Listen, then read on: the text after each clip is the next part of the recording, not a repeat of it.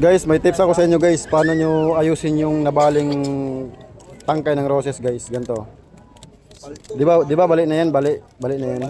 Ang gawin nyo ganto. Putulan nyo to guys.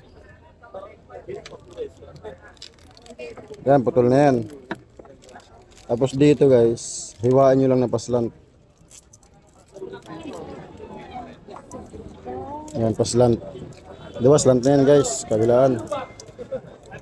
Hatiin nyo to ngayon guys. Yan, hati na yan, may butas yan sa gitna. Oh. Isaksak nyo to ngayon. Oh.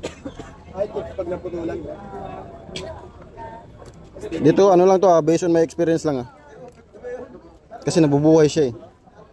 Tapos tape nyo ngayon guys. Tape nyo siya, tape.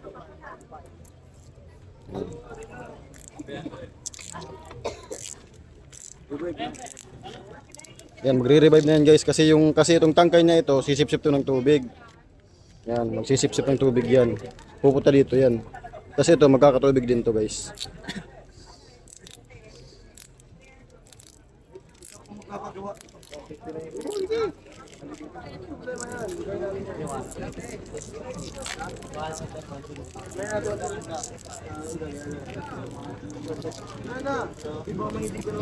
Ano nga professor ka ngayon pre ah.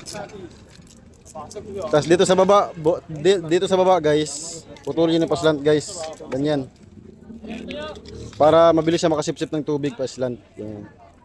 Kasi babad yun sa timba. Pag ganito.